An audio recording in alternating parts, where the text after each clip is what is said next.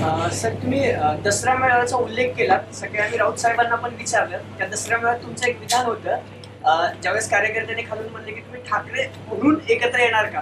तुम्ही थोडंसं लमसम त्या दिवशी बोललात, पण नाही असं नाही. हे सांगतो तुम्हाला. एक तर असं आहे की साधारणतः 2005 पासून आम्ही वेगळे झालो होतो. त्याच्यानंतर एका मुद्द्यावरती आम्ही एकत्र आलो आणि रोज आम्ही उठून आम्ही एकत्र एकत्र आलो असं बोलण्याची गरज नाही. आम्ही 5 जुलैला जो मेळावा घेतला, जर एकत्र यायचं नसतं तर आम्ही एकत्र आलोच नसतो.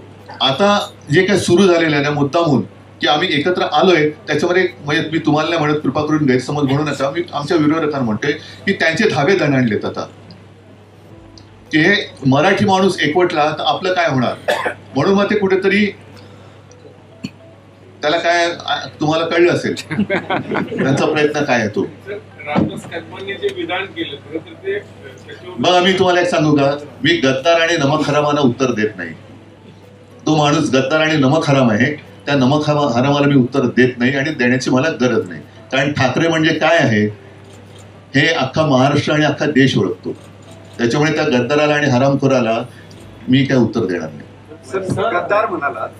गद्दार म्हणालात, बराच काळ ही लोक तुमच्या सोबत राहिलेली होती. तुमच्या आणि त्यांचे काही वैयक्तिक संबंधही होते, तुमच्या त्यांच्याबरोबर काही आठवणी असतात. आता बराच काळ झाला ते तुमच्यापासून लांब जाऊन, आणि तिथून परत तुमच्यावरती जेव्हा असे आरोप होतात तेव्हा तुम्ही त्याच्याकडे राजकारण म्हणून पाहता की सुरुवातीला शासनामध्ये कौटुंबिक कल्चर होतं, त्यातून पाहिल्यावर तुम्हाला त्रास होतो का. म्हणजे त्रास आणि वेदना होतात. पण त्याच वेळेला शिवाजी पार्कमध्ये हजारो माणसं पावसात भिजत माझं भाषण मी थांबू का विचारल्यानंतर सुद्धा तुम्ही बोला म्हणतात, तेव्हा ह्या वेदनांवरती ते एक रामबाण औषध असतं.